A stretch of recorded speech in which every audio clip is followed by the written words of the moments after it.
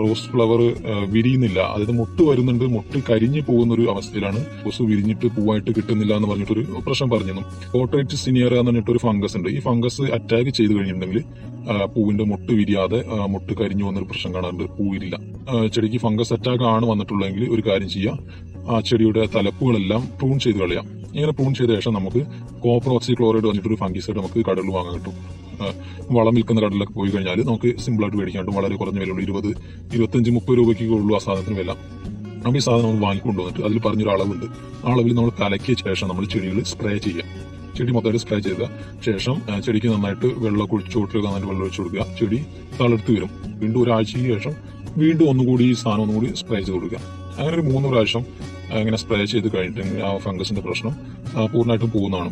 ഫംഗസിന്റെ പ്രശ്നം കൊണ്ടാണ് നിങ്ങൾ ഈ സാധനം സ്പ്രേ ചെയ്ത ശേഷം എന്ത് ചെയ്യണമെന്ന് വെച്ചിട്ടുണ്ടെങ്കിൽ നമ്മുടെ മുൻപ് പറഞ്ഞിട്ടുള്ള സാധനമല്ല, പൂ പിടിക്കാനുള്ള സാധനം. അപ്പൊ ഈ പൂടാനുള്ള സ്പ്രേ നമ്മളൊന്ന് ചെയ്ത് കൊടുക്കുക.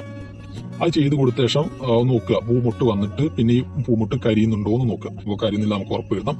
അപ്പോൾ ഈ ഒരു കാര്യം നിങ്ങൾ ശ്രദ്ധിക്കുക. അപ്പോൾ ഫംഗസിന്റെ അറ്റാക്ക് കാരണമാണ് അങ്ങനെ പൂമുട്ട് കരിഞ്ഞു പോകുന്നതെന്ന് ഓർക്കുക. കൂടാതെ ഒരു കാര്യം കൂടി ശ്രദ്ധിക്കണം, നമ്മൾ കളഞ്ഞ ബഡ് എല്ലാം കത്തിച്ച് കളയാൻ ശ്രദ്ധിക്കണം. അത് നമ്മൾ വേറെ നിലത്തോ മറ്റു ചെടികളുടെ അടുത്തൊന്നും കൊണ്ടുപോയി ഇടരുത്. അങ്ങനെ കൊണ്ടുവിട്ട് കഴിഞ്ഞിട്ടുണ്ടെങ്കിൽ മറ്റു ചെടികളിലേക്ക് ഇത് ഇൻഫെക്ഷൻ വന്നിട്ട് വീണ്ടും നമ്മുടെ റോസിലേക്ക് റിട്ടേൺ ആയി സൈക്ലിംഗ് ആയിട്ട് വരും. അപ്പോൾ അത് വരാതിരിക്കാൻ വേണ്ടി വേഗം നശിപ്പിച്ച് കളയാം.